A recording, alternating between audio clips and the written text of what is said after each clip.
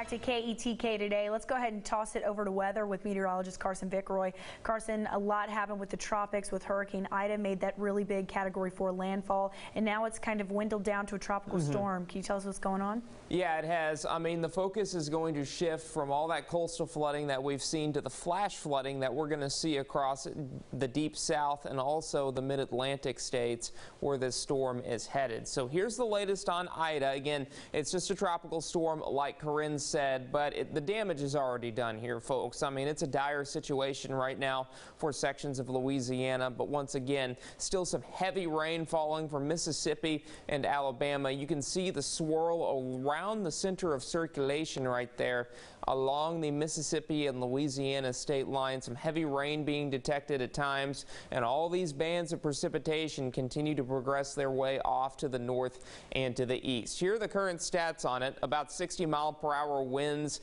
and again, that center very key and important to where the major impacts are going to be. East side of the storm, that's going to be the most difficult part of the storm to live through and to ride out. You can see Jackson, Mississippi pointing off to the south and to the east. Just absolutely impressive satellite imagery right there. And again, it's moving off to the north at about 8 miles per hour. So it's a very slow moving storm.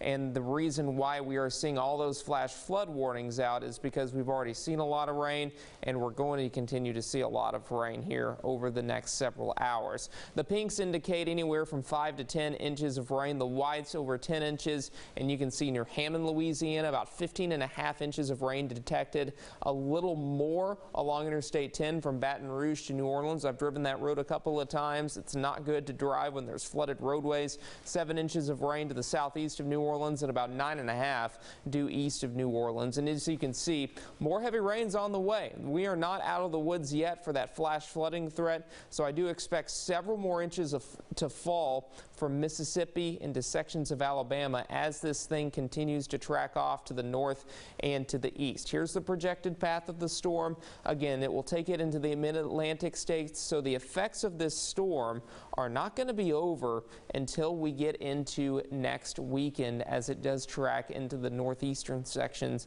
of the U.S. into places like New York and Massachusetts. Temperatures right now are in the 70s. Today we see a high of around 93 degrees. Tonight we are down to about 74 with a few passing clouds around. So overall, East Texas, your weather's looking fine for today. An isolated shower can't be ruled out the next 3 days, but don't cancel those plans.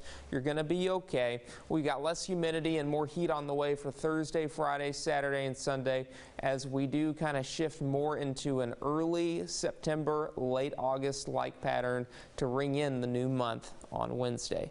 For the latest weather forecast, you can head on over to KETK.